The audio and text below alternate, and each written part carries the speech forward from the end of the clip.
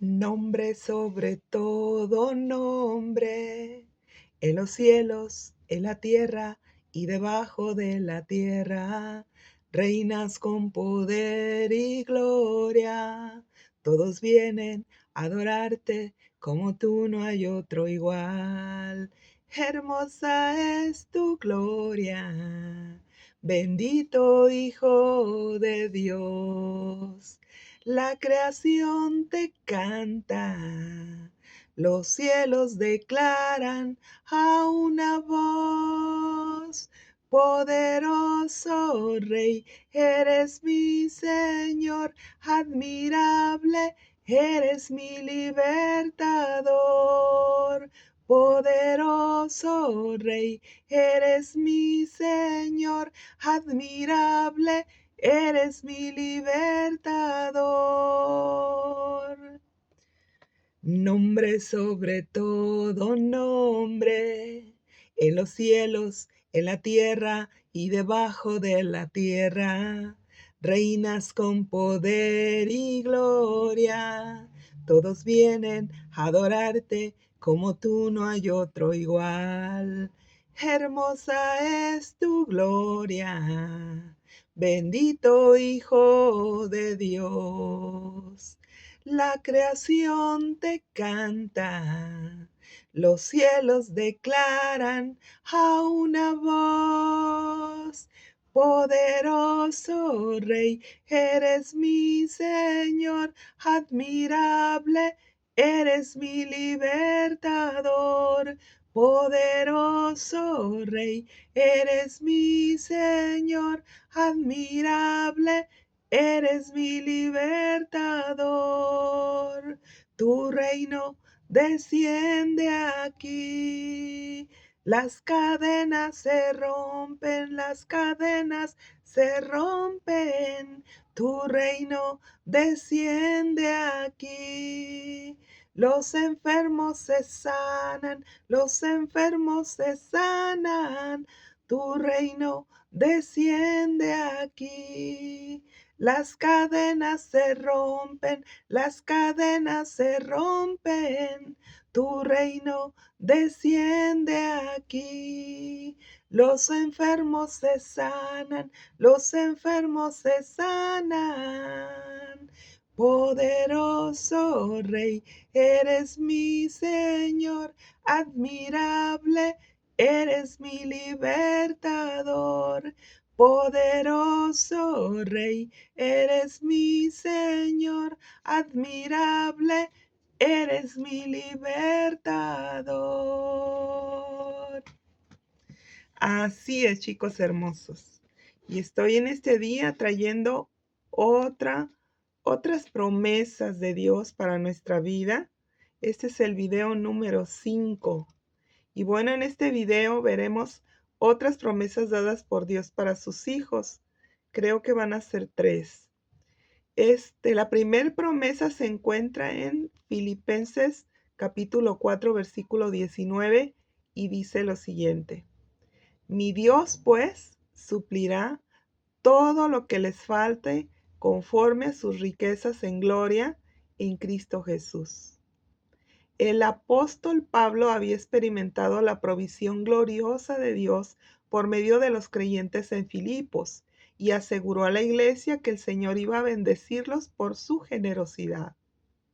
Muy a menudo los creyentes no le dan a Dios lo que Él les pide porque tienen miedo que no les quede para ellos lo suficiente. Lo que no saben estos creyentes jóvenes es que a Dios no se le puede ganar en generosidad. Así que podemos vivir confiados que Él puede y quiere satisfacer cada una de nuestras necesidades, especialmente a medida de que usted le siga en obediencia. Segunda de Corintios capítulo 10, versículo 5 nos dice: ¿Cómo es seguir a Cristo? Dice, llevando cautivo todo pensamiento a la obediencia de Cristo. Esto quiere decir que en todo momento hay que estar alertas. ¿Qué estoy pensando? ¿Lo que pienso honra a Dios? Pablo habla mucho de entrenar la mente para pensar de una manera que honre a Dios, porque la mente es el principal campo de batalla en la guerra espiritual que enfrentamos cada día contra las fuerzas del mal. Nunca olvide aquello en lo que usted enfoque su mente tendrá repercusiones de largo alcance y duración. Esto se debe a que un pensamiento cosecha una acción y la acción cosecha un hábito y el hábito cosecha su carácter y su carácter cosecha su destino. Por lo tanto, si queremos tener un buen destino, debemos rechazar todo aquello que no honre a Dios en nuestra manera de pensar. Filipenses 4, versículo 8 y 9 dice: todo lo verdadero, todo lo honesto, todo lo justo, todo lo puro, todo lo amable, todo lo que es de buen nombre, si hay virtud alguna, si algo digno de alabanza, en esto piensen. Si dejamos albergar en nuestra mente pensamientos negativos o pecaminosos, nuestra mente se degenera y aparecerán los sentimientos de orgullo, pesimismo, egoísmo, vergüenza y destrucción que nos tientan a apartarnos de Dios. En cambio, si llenamos nuestra mente con las cosas santas y aceptables de Dios, sucede todo lo contrario. Esperamos saber y responder al mundo como el Señor, en toda verdad y justicia, de acuerdo con su voluntad. El versículo 9 dice: lo que aprendieron y recibieron y oyeron y vieron en mí, esto hagan, dijo el apóstol Pablo, y el Dios de paz estará con ustedes. Colosenses 3:2 dice: pongan la mira en las cosas del cielo y no en las de la tierra.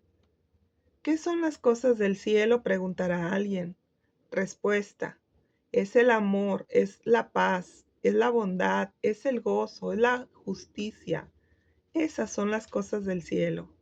Y las cosas de la tierra son materiales y temporales, mientras que las cosas del cielo son eternas.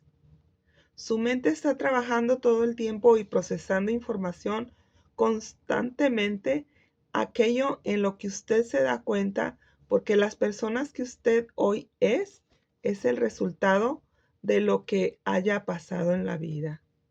Es por esta razón que los creyentes somos amonestados a enfocar nuestros pensamientos en las cosas que honren al Señor, puesto que la meta de Dios es cambiarnos en la semejanza de Cristo. Y esa transformación empieza en nuestra mente, pensando de acuerdo a lo que dice Dios en su palabra. Romanos 12:2 dice: no se conformen a este siglo, sino transfórmense por medio de la renovación de su entendimiento, para que comprueben cuál sea la buena voluntad de Dios, agradable y perfecta. Nuestra transformación empieza en nuestros pensamientos y con una conciencia que son el compromiso firme de escuchar y obedecer a Dios. Nuestra mente es resguardada a medida que estudiamos diariamente su palabra y que nuestro corazón es cambiado a medida que nos sometemos a Él.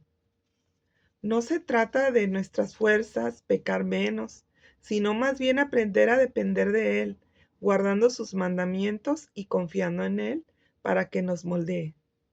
Como personas que lo agreden a diario, al darnos cuenta de ello, descubrimos cuán maravilloso es aprender a vivir en la voluntad de Dios, porque el centro de su voluntad es la vida, en su mejor expresión, y nada en este mundo se le puede comparar.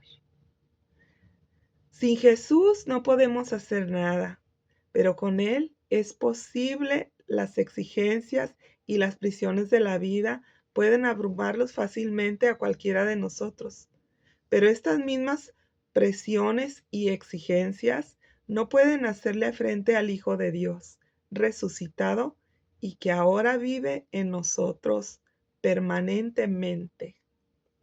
Juan 15:5 dice: yo soy la vid verdadera y ustedes son los pámpanos.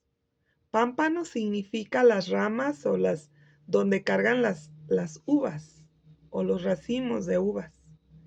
El que permanece en mí y yo en él, éste lleva mucho fruto, porque separados de mí, nada podemos hacer. Gracias, Padre, por arraigarnos y cimentarnos en ti, porque tenemos paz para con Dios y podemos decirte muchas gracias en cualquier cosa que enfrentemos en el presente de nuestra vida.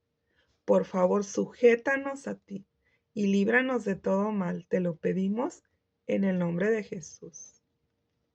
Ahora vamos a ver la segunda promesa. Esta es una promesa para la provisión durante la siembra y la cosecha. Génesis 8:22 dice: Mientras la tierra permanezca, no cesará la sementera y la siega, el frío y el calor, el verano y el invierno, el día y la noche. Esta promesa nos da la seguridad que mientras exista la tierra, habrá que comer, porque las 4 estaciones del año, el día y la noche, serán inamovibles. Esta es una promesa dada por Dios desde el tiempo de Noé. En aquel tiempo dice la Biblia que la maldad de la humanidad había aumentado sobremanera.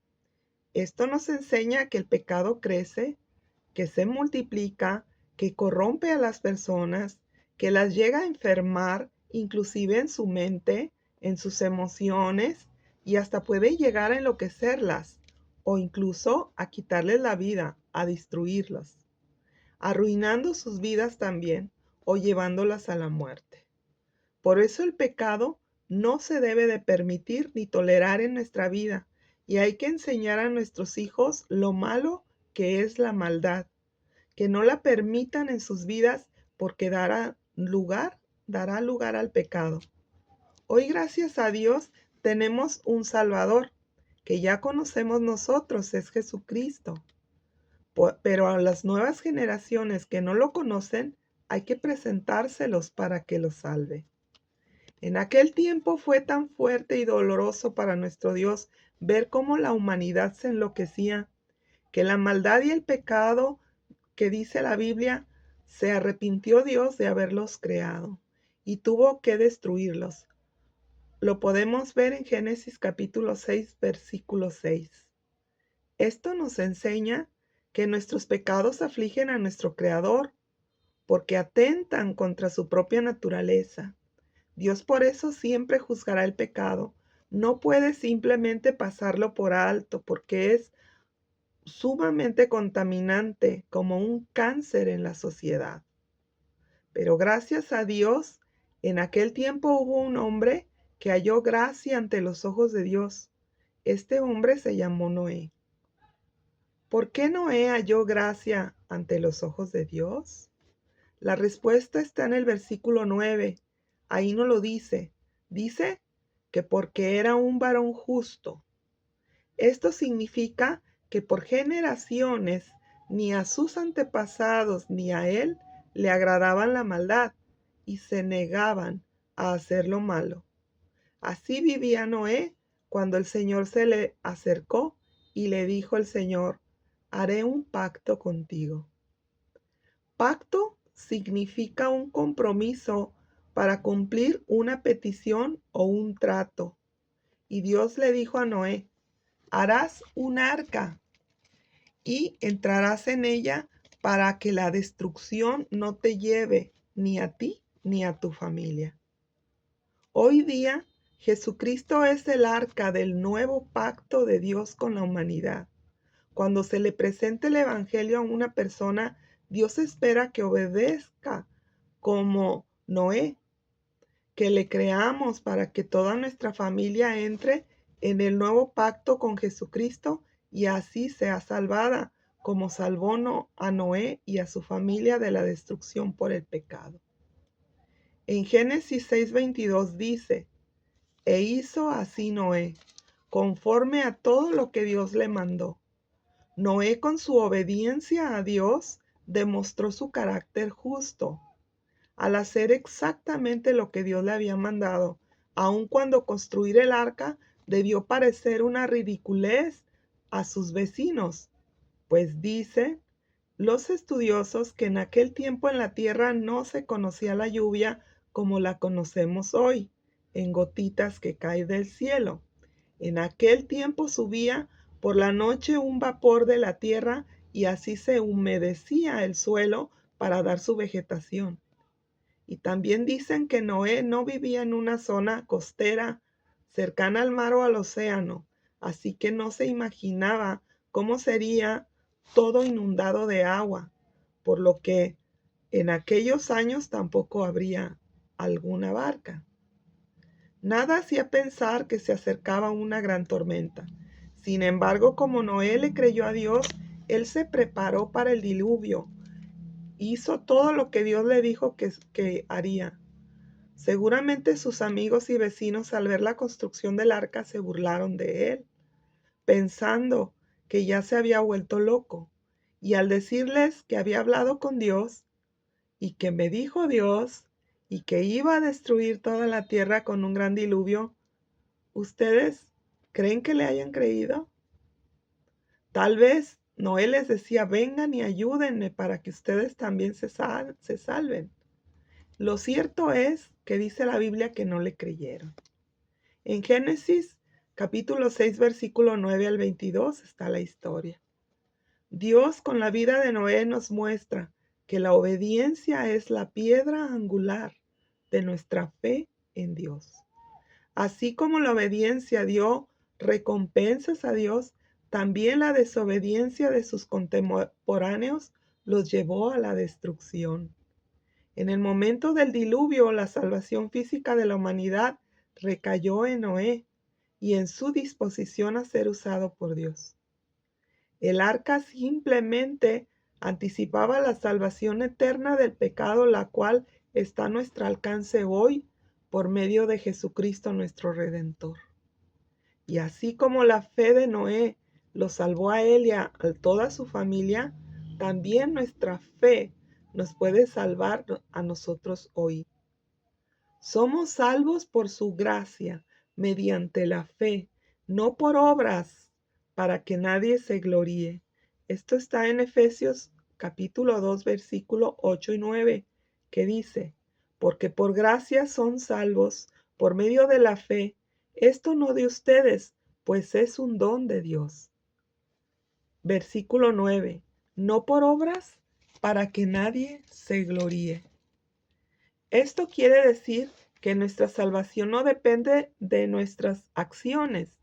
Si pudiéramos ser redimidos por el pecado por nuestras buenas obras, guardando los mandamientos y absteniéndonos de pecar, siempre estaríamos en peligro de perder nuestra salvación.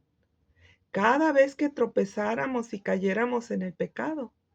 Sin embargo, por cuanto nuestra salvación es un regalo que no es dado gratuitamente y no a cambio de algo que podamos hacer, está completamente segura en las manos de Dios para dársela a todo aquel que pueda creer en la salvación que Jesucristo su Hijo ganó en la cruz del Calvario. Por ende, nuestra magnífica salvación nos muestra el gran amor asombroso y la gracia admirable de Dios, pues Él nos bendice, y no a causa de nuestros méritos, sino en virtud de su bondad. Las promesas de Dios significan la diferencia entre la vida y la muerte. Aunque la situación se presente muy sobria, podemos alcanzar en su fiel, podemos descansar en su fiel palabra. Cuando el diluvio terminó con toda la vida en la tierra, dice la Biblia que Dios se acordó de Noé y de todos los animales y de todas las bestias que estaban en el arca, e hizo pasar Dios un viento sobre la tierra y disminuyeron las aguas. Dios siempre se acordará de su pueblo, no solo para recordar su existencia o sus nombres. Dios además para tener misericordia de todos ellos. Y aunque ellos tengan que esperar por Él para actuar. Inmediatamente Noé bajó del arca, sano y salvo, hizo un altar y tomó de todo animal limpio y de toda ave limpia y ofreció holocausto en el altar. Holocausto quiere decir ofrenda, una ofrenda de sacrificio, y consumió por el fuego una gran destrucción de la vida, especialmente por fuego. Ese es un holocausto. Y llegó hasta Dios olor grato de la ofrenda de Noé. Lo primero que hizo Noé tras abandonar el arca fue hacer preparativos para adorar a Dios. Si queremos creer en nuestra relación con el Señor, también hemos de hacer de la adoración una prioridad. Es importante darnos cuenta que en tiempos de Noé, cuando ofreció esta ofrenda a Dios, aún no daba leyes para las ofrendas. Esto hizo Noé por amor y no por obligación. De ahí vino parte del olor grato de la ofrenda, pues Dios siempre mira el corazón con que le damos las ofrendas. Esta ofrenda hizo que el Señor prometiera no volver a maldecir la tierra por causa del hombre, porque el intento del corazón del hombre, dijo Dios, es malo desde su juventud, y no volveré a destruir todo ser viviente como lo he hecho, prometió el Señor. Y como Señor, pues puso un arco iris en el cielo después de la lluvia hasta hoy. Y así nació la promesa que nos ha quedado como parte de nuestra herencia espiritual de parte de Dios hasta hoy. Gracias, Padre, por tu protección infinita. Tú no quieres que ninguno se pierda, más bien se arrepienta de hacer lo malo, pues para esto vino el Hijo del Hombre, para deshacer las obras del diablo. Nos dio la vida para que al entregársela podamos ser bendición, de tal forma que hasta la tierra clama que aparezcan los verdaderos hijos de Dios, porque también la tierra será redimida de la maldición por el pecado. Ven pronto, Padre. Tercera promesa. Esta tercera promesa se encuentra en el libro de Levítico, el capítulo 26, versículo 3 y 4, y dice lo siguiente. Versículo 3. Si anduvieres en mis decretos y guardaras mis mandamientos y los pusieras por obra. 4. Yo daré tu lluvia en tu tiempo, y la tierra rendirá sus productos, y el árbol del campo dará su fruto. En los testamentos que Dios nos deja en la Biblia hay promesas gratuitas, como lo es la salvación de nuestra alma. Pero hay otras promesas que Dios pasó condiciones para recibirlas. Es por eso que algunas de las cosas que creemos merecer no nos llegan, porque hay condiciones que nosotros tenemos que desarrollar para poderlas obtener. Por ejemplo, el carácter que hemos desarrollado a través de nuestra vida sin Dios está muchas veces orientado por el pecado que naturalmente hay en nuestra alma, sin haber sido renovada por nuestro Señor. Pero si somos creyentes y hemos puesto nuestras vidas en las manos de Dios, Dios permitirá muchas veces pruebas y situaciones para llevarnos a madurar, es decir, comprender personalmente en dónde están nuestros errores o pecados o flaquezas que están evitando que nosotros pudiéramos tener éxito en aquello donde hemos sido fracasados. La madurez que busca el Señor es la perfección. Por eso decretó el Señor sobre nuestra vida: sean perfectos como yo soy perfecto. Todo decreto que da el Señor, así como cuando hizo el universo, ¿verdad? Que decía que se haga la luz, y se hacía la luz, y luego veía el Señor que la luz era buena. Lo mismo, la palabra de Dios, Dios la lanza, se hace en nosotros vida, se hace verdadera, se hace verdad, y entonces el Señor ve nuestra vida para ver si ya tiene esa palabra que Él decretó. Entonces a toda la humanidad, a todo lo que le entregan su nombre, del Señor les dice, sean perfectos como yo soy perfecto. Y para ello nos ha dado a su Hijo Jesucristo, para que habite dentro de nuestro corazón por medio del Espíritu Santo. Y de esa manera sí podamos llegar algún día a ser perfectos.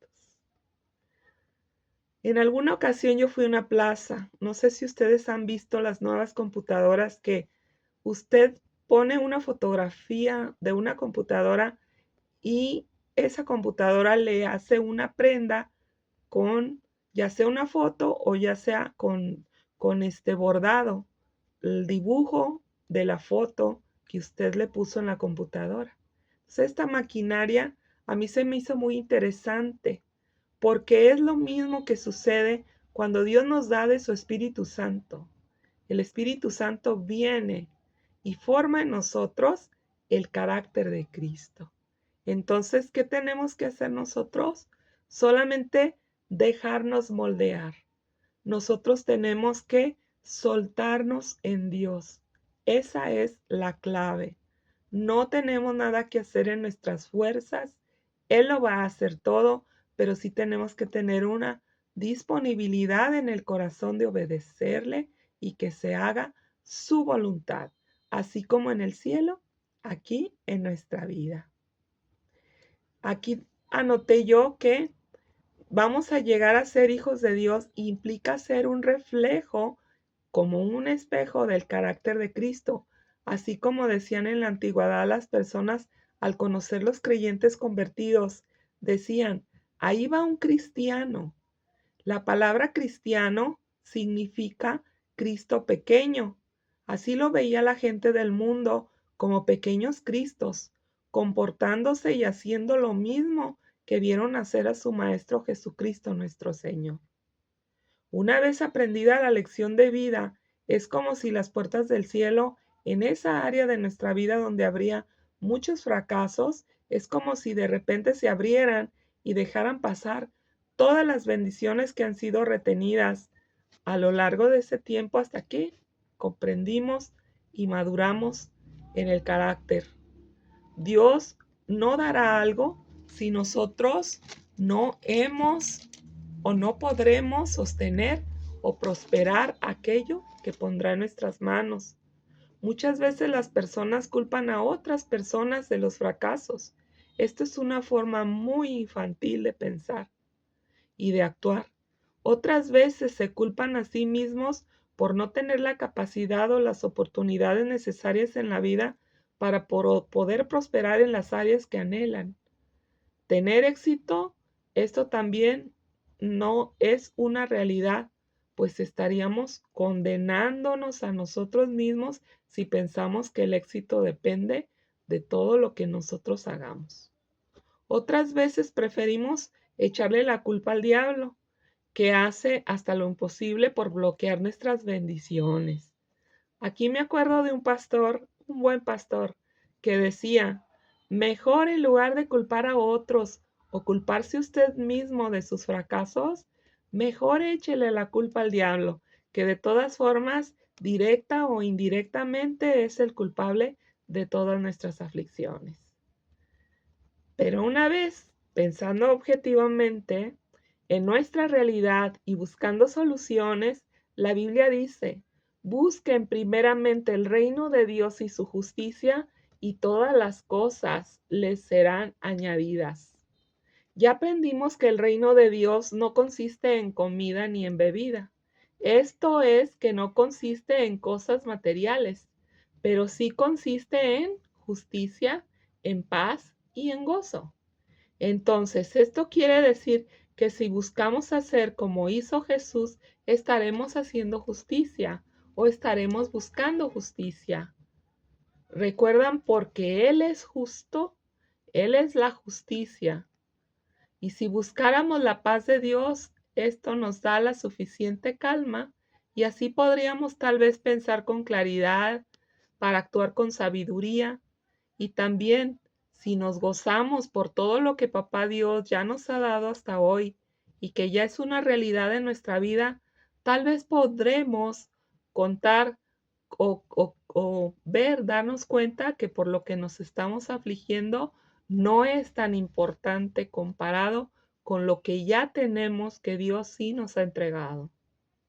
El propósito del enemigo de nuestra alma, que es muy cierto que también lo hay, así como existe el noche, existe el día, así como existe oscuridad, existe luz, así como existe los hijos de la luz, hay hijos de las tinieblas, y el propósito de este enemigo es de que nos enfoquemos en nuestras carencias y deseos, para que así no pensemos en Dios, ni tengamos su paz, ni mucho menos el gozo que es nuestra salvación.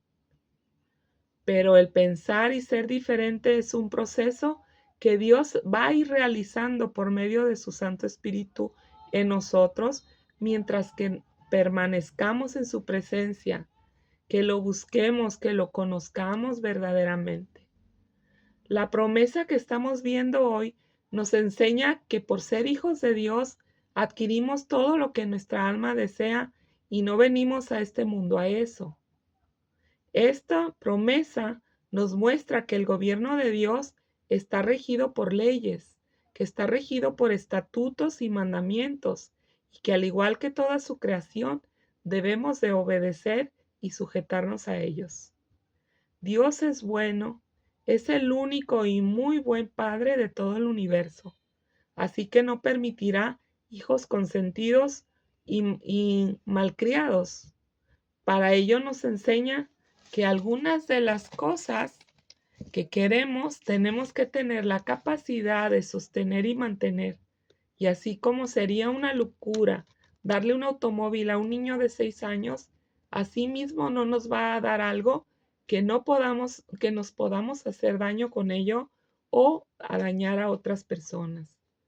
Dios es en los anteriores capítulos, esta promesa viene mostrándonos que no solo somos hijos, sino también siervos de Dios. Lo primero habla de privilegio y lo segundo habla de deberes, que como hijos adquirimos también cuando le entregamos la vida. En Cristo tenemos ambas cosas. Por eso la Biblia enseña que Jesús llegó a la altura de victorias en la tierra, porque dice la Biblia que fue obediente hasta la muerte, y muerte de cruz, que era muy dolorosa y vergonzosa. Solo los peores delincuentes y asesinos morían de esta forma. Pero por eso la Biblia dice que Papá Dios lo premió a lo sumo y lo puso por encima de toda su creación, porque Él no estimó su deidad como cosa que aferrarse, sino que vino en forma de siervo y en la condición humana como todos nosotros, se despojó de sí mismo para salvarnos, de tal manera que con solo pronunciar su nombre, hoy toda la creación se postra ante Él para adorarle y obedecerle. Si nosotros obedecemos a Dios, esta promesa nos asegura que Dios dará todo lo que necesitamos en el tiempo perfecto de Dios y será de mucha bendición para nosotros y para todo nuestro alrededor. Por eso vale la pena dejarnos tratar por Dios y esperar un futuro mejor, porque Dios lo está creando para premiarnos. Ahí debe de estar nuestra fe, en que vendrán tiempos mejores y tenemos que sostener la esperanza que para esto fuimos salvados. Levítico 26:11 dice: Pondré mi morada en medio de ustedes y mi alma no los abominará. Esto hoy con Cristo es una realidad. La sangre de Cristo derramada en el Calvario nos limpió de toda maldad, quitó la iniquidad que habíamos heredado y borró todos nuestros pecados. Ahora podemos entrar a la presencia de Dios con toda confianza, porque Cristo nos ha cubierto y sabremos reconocerlo como nuestro Dios y Padre, y seremos también su pueblo. La paz con Dios es el fruto de la unidad con Él. El mayor deseo del Señor desde el principio de la creación es estar con nosotros y con ellos bendecirnos. Dios no solo desea tener la relación más estrecha e íntima posible con su pueblo, sino también ha provisto todo lo necesario para asegurarse de esa relación por medio de Cristo. Si Cristo no habita dentro de nosotros y no nos cubre con su sangre preciosa, nuestra alma no sería perdonada y no podríamos entrar al reino de Dios. Otra cosa que nos enseña esta promesa es que el Señor, al tratar en cada uno de nosotros personalmente, está quebrando nuestra soberbia, nuestro orgullo, nuestra autosuficiencia, porque con esta actitud se cierra el cielo como hierro y la tierra como bronce. Por eso no podemos fructificar. Lo explica el libro de Levítico capítulo 26, 19. ¿Cómo se quebranta el orgullo y la soberbia? Respuesta: reconociendo que sin Dios no somos nada y permitiendo que Él nos enseñe a través de las Sagradas Escrituras, que son la Biblia. Si no creemos que la Biblia es la palabra de Dios, no podremos tener fe de que Dios nos habla a través de su palabra y nos dirige. Entonces estaremos en problemas por no haber creído. Esto indica que la mente del mundo aún gobierna nuestra mente y no hemos nacido de nuevo. Muy seguido he visto que la gente ha puesto la medida de fe que Dios nos dio en otra cosa que no es Dios, y por eso no puede creer que Jesucristo es su Redentor. Sin fe es imposible agradar a Dios. Si este es su caso, que no tiene fe, le sugiero que clame a Dios para que le ayude a creer y quite todos esos argumentos que se levantan en contra del verdadero conocimiento de Dios. Y si usted conoce a otra persona que es la que no puede creer en que la Biblia es la palabra de Dios, ore mucho por ella, para que si fuera alcanzada por la misericordia de Dios antes que muera. Toda promesa de Dios nos deja una reflexión, y la reflexión de este día es que nos dejemos tratar por Dios. Él sabe lo que hace. Gracias, Padre, por explicarnos que el éxito no depende de las circunstancias que vivimos en esta vida, sino que está íntimamente ligado a nuestra obediencia a ti y a tu palabra, pues ya no nos regimos por los gobiernos de este mundo. Gracias, Padre, por tu palabra y tu Espíritu Santo que nos revela todas las cosas. Con tu ayuda venceremos este mundo y así como Jesús lo venció, nos dejaste abierto el camino al cielo. Gracias, Padre. Y bueno, chicos, pues no me puedo despedir sin antes darle la oportunidad a las personas que nunca han visto un video como estos o que es primera vez y que les gustaría entregarle la vida a Cristo.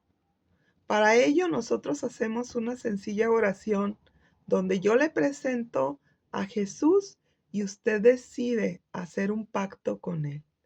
Ya vimos que pacto pues es ahora sí que es un ofrecimiento, es un acuerdo, ¿verdad? Entre ustedes dos para que usted se comprometa a seguirlo y nuestro Señor a salvarlo. Quien quiera hacer esta oración, por favor, dígale: Señor Jesús, yo te necesito. Por favor, sálvame. Reconozco que soy pecador y que he vivido alejado de ti. Por favor, ven a mi corazón y quédate conmigo. Yo creo que tú en la cruz llevaste todos mis pecados y por tu muerte y resurrección, ahora yo he sido perdonado. Gracias, Señor Jesús. Por favor, dame de tu Espíritu Santo para que me ilumine y me conduzca por el camino de la verdad hasta el día que se ha llevado al cielo. Te lo pedimos en tu nombre bendito, Jesucristo nuestro Señor. Y bueno, Pues si hizo esta oración, lo felicito. El siguiente paso sería que usted busque una congregación cristiana que pueda ir y hablar con el pastor y decirle que usted hizo esta oración. Es una oración de fe, oración de entrega de su vida a Jesús, y el pastor ya le dirá lo que hay que hacer enseguida. Es conocer a Papá Dios, conocer la Biblia, y bueno, permítame orar por ustedes. Padre, en el nombre de Jesús, hoy quiero bendecir a estas personas que te han recibido como su Señor y Salvador. Espíritu Santo, ven por favor y posa sobre ellos. Séllalos con tu amor y límpialos de toda iniquidad y maldición en el nombre de Jesús. Creemos que desde hoy se ha abierto el reino de Dios para ellos y que de hoy en adelante tú estarás con ellos hasta el día del fin del mundo o hasta el día que tú los llames a tu presencia. Muchas gracias, Padre, en el nombre de Jesús. Amén. Bueno, chicos, pues eso ha sido todo por hoy. Espero que les estén gustando estos videos y si Dios quiere, les hablaré luego. Hasta pronto.